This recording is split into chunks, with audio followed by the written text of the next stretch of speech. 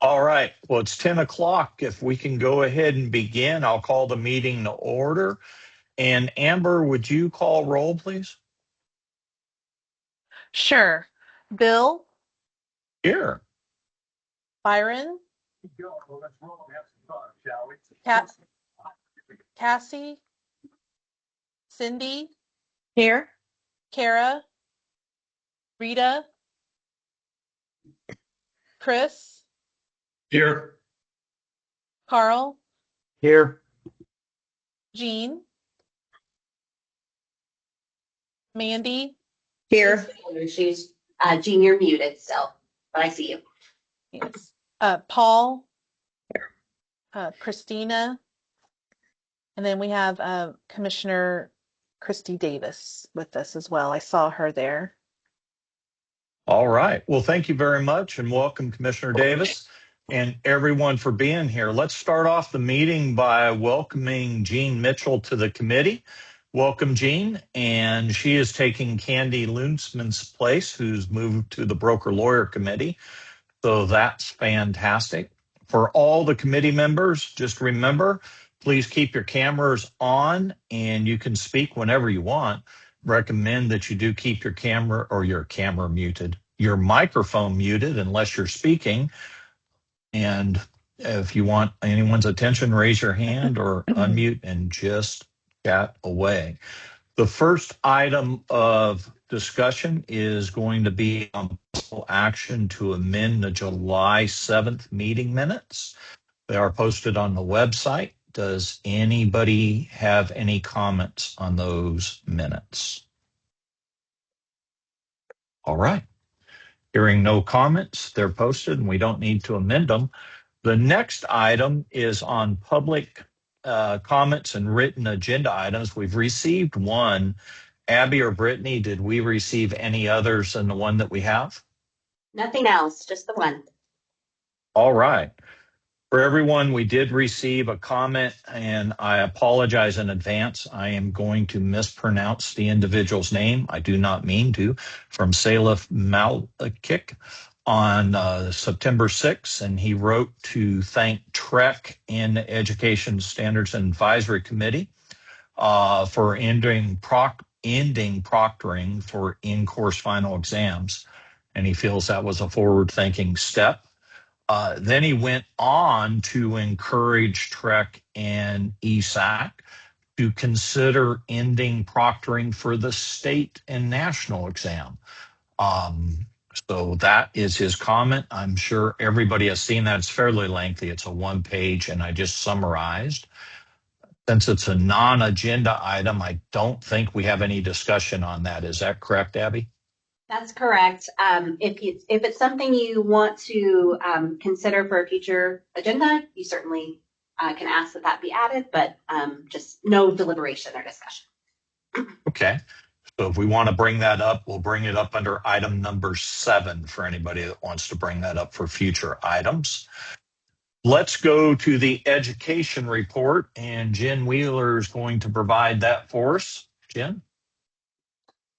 Yes, good morning, everybody, and welcome Jean to the committee. I just thought it would be appropriate to give you all kind of a fiscal year end wrap up from the education team. So with the fiscal year end just under our belts, I'm going to give you just a high level overview. So these are the reports that are contained in your meeting materials. The first 2 pages represent the entire fiscal year 2025 look back, broken down by month and reflecting QE course and provider applications received and approved. And then the next page is the CE course and provider applications received and approved. And we'll kind of summarize what's on those 2 reports with another report. If you turn to page 6 of the materials, you'll see a 5-year look back of applications approved by application type. So in the top left-hand corner, you see 5 years of QE qualifying education providers approved. Below that is the total number of qualifying course applications approved. So FY 2025, is the peak with 253 30-hour courses approved, beating out FY 2023 just by a couple. On the right-hand side, the top box is the total number of CE providers approved, with 331 in FY 2025 versus 369 in FY 2024. That's less than a 1% drop.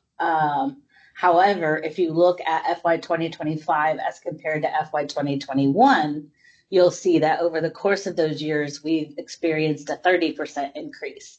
So I think we're still in really good shape there. And then below that is the volume of CE course applications approved. 3119 FY 2025 beat out just a little bit that 3199 in FY 2024. So that's pretty consistent with the above.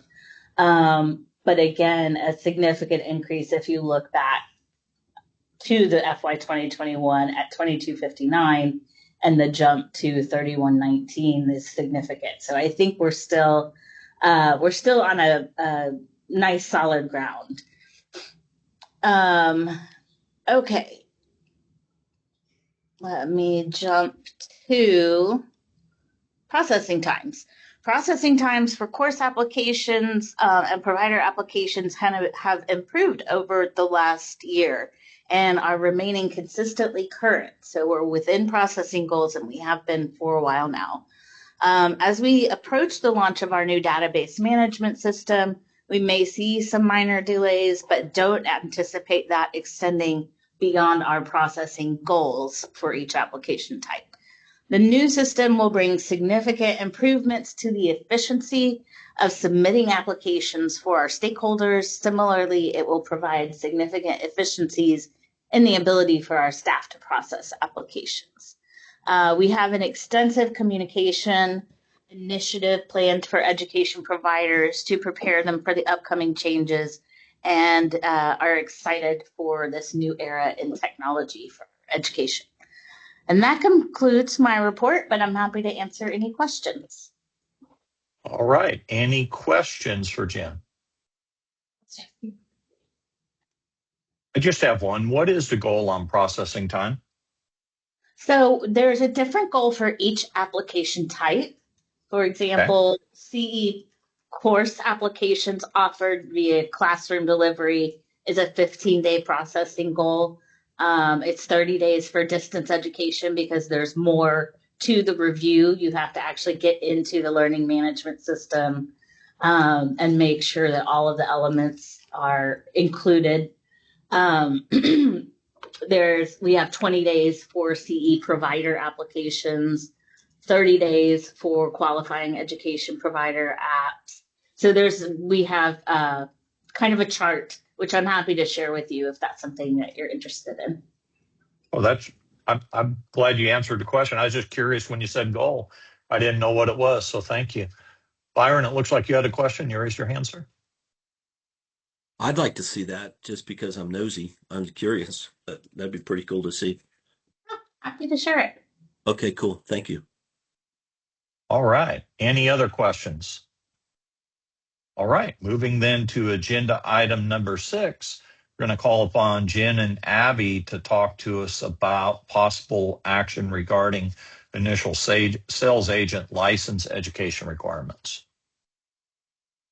So I'll start us out here. I'm going to provide a little bit of an introduction and then really turn it over to Jen to kind of lay this out. But this is on your agenda because of the recent legislative changes made in our housekeeping bill. This housekeeping bill, SB 1968, if you've got a copy of it in your materials, becomes effective in January 1st. And one of the things, it does a lot of things, which we won't focus on all of it, but one of the things that it does is it changes essentially who can determine initial sales agent license requirements. So, previously, or I guess I should say currently, before January 1st, the details of education requirements for an initial sales agent's license are laid out in statute. They're very detailed. And there's pros and cons with that. Cons, if you ever want to make adjustments or changes, it's a difficult process to kind of do that because of the specificity in statute. You have to go through the legislature to make a change. So one of the things that happened with this bill is we got authority to essentially take those specific requirements out of the statute and give us rulemaking authority to determine that moving forward. So there's no immediate changes to any of the requirements. January 1st, the requirements will still remain the same, but it does give us flexibility should we want to make changes, and we can do that through rulemaking, which is, there's a lot of benefits to that. There's more flexibility. We do say that, there's a lot of public input, probably more public input in that process, which is always a good thing. And so that's where we are today, or, come January 1st, we'll see those changes in statute. But I'm going to turn it over to Jen now to kind of talk about how she sees this moving forward. Yes, I am really excited about this. It's been kind of something that I've been advocating for, and I'm really happy that this authority has been obtained by the agency.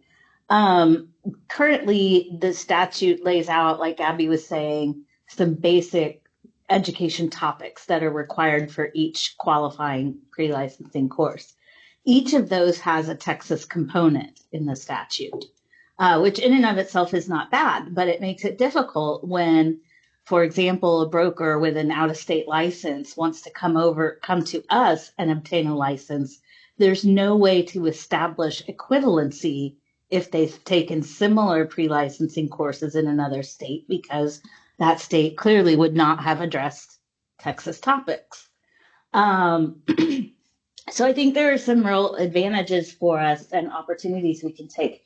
What I would like to see us do in the future is to look at the pre-licensing courses with an eye toward streamlining them and making them a little more consistent, pulling out the Texas-specific components and perhaps creating a Texas-specific course so that we can have a little more flexibility in accepting equivalent courses in other states, and then still have the requirement that anybody who comes in has to take this Texas course. It's a little less burdensome on people coming from other states.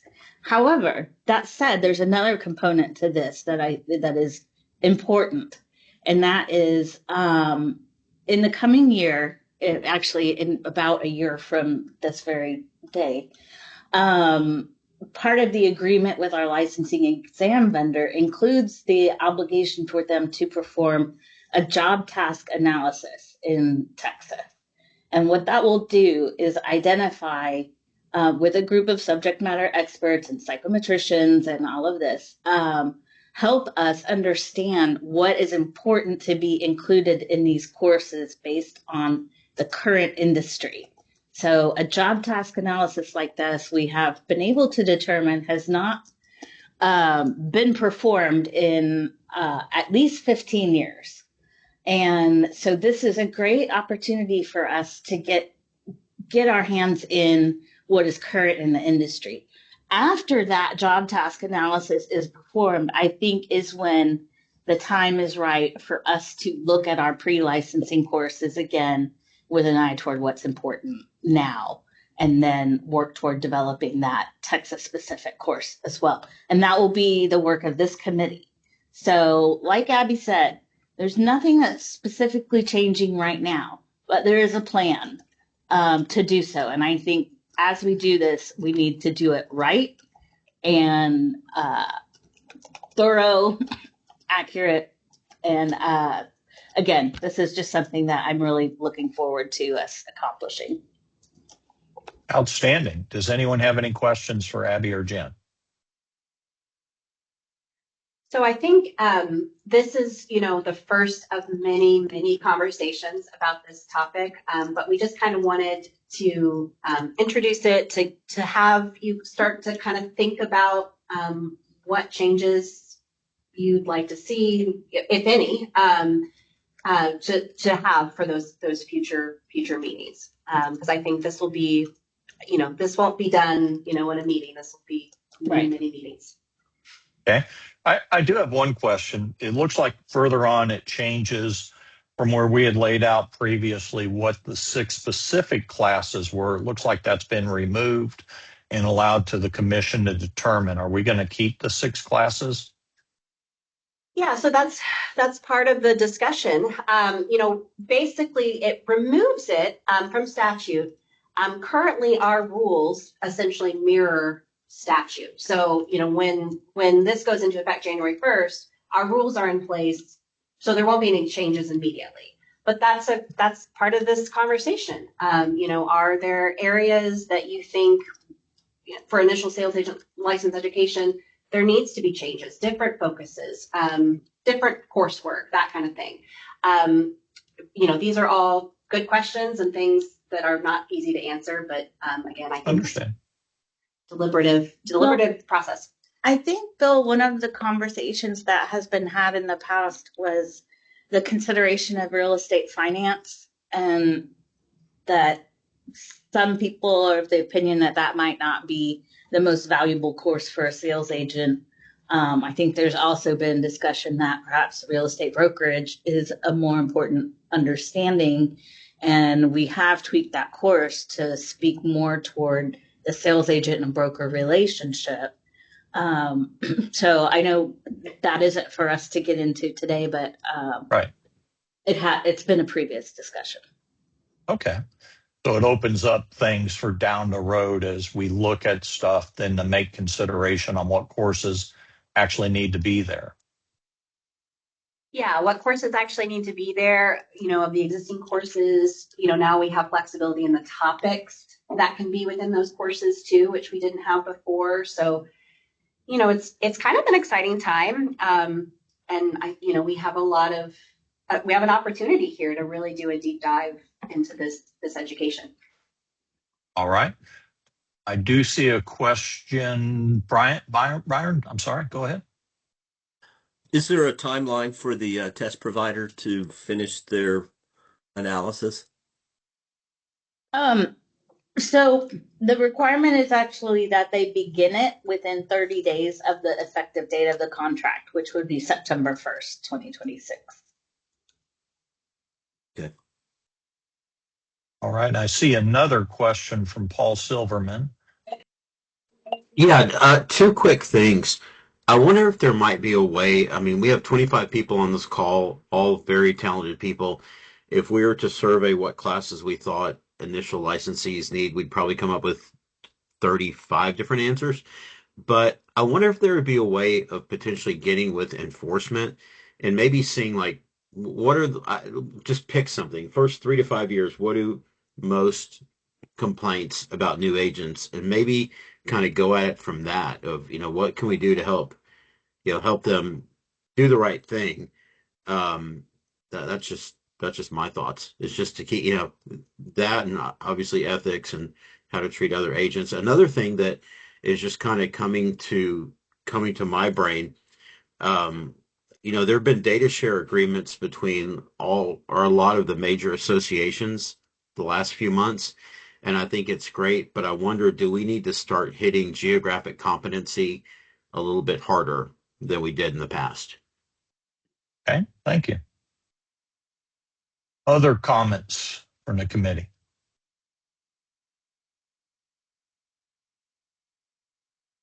All right.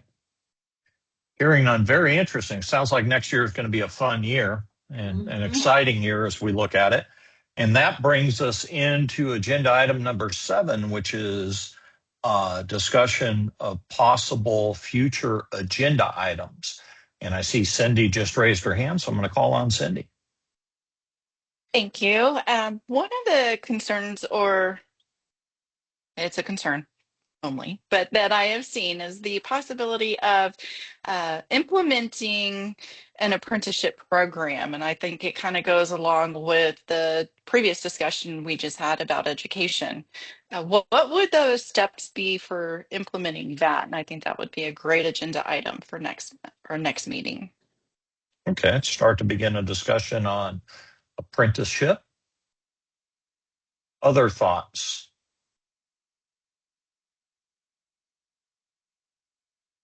Jen, I have a question. I don't know if it's an agenda item or if this is going to be resolved by the new computer program, but renewals for CE providers and qualifying education providers, will that become more streamlined under the new system, or should we make that an agenda item to talk about next time?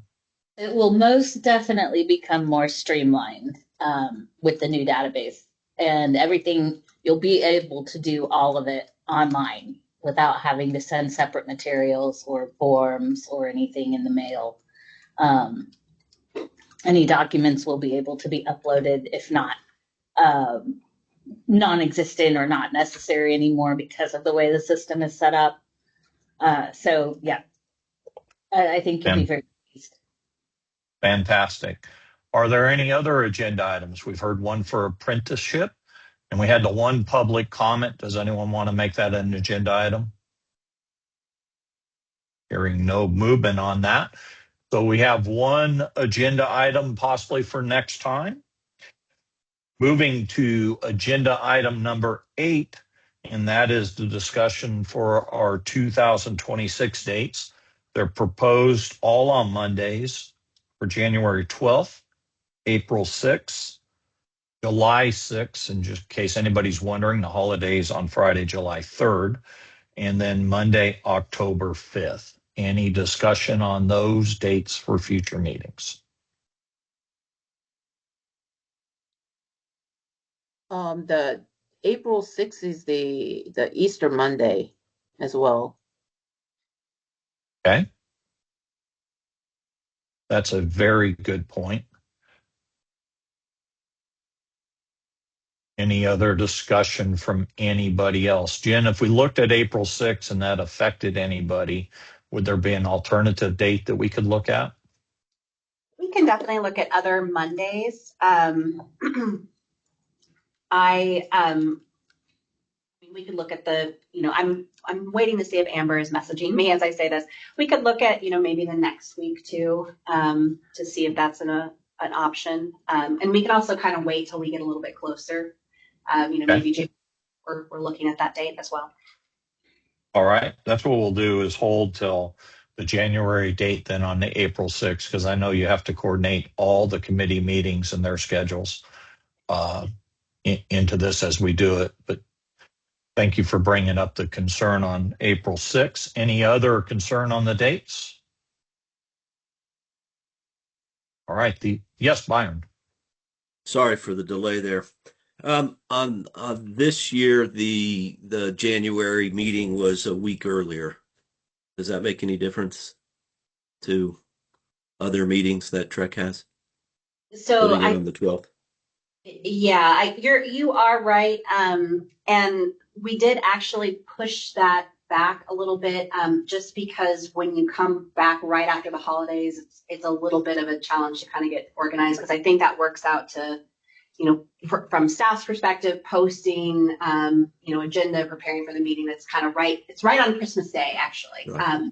Push that back a little bit just to have a little bit more time there, if that works for you. Definitely works for me. I don't know about the rest. All right. We've accomplished a lot this year. These meetings are getting quicker and quicker as we go. So hopefully the agenda items, and it sounds like they will get a little more in depth as we go into next year. But hearing nothing else, I move to adjourn this meeting. Thank you. Thanks, everybody. Thanks, everybody. All right. Bye-bye.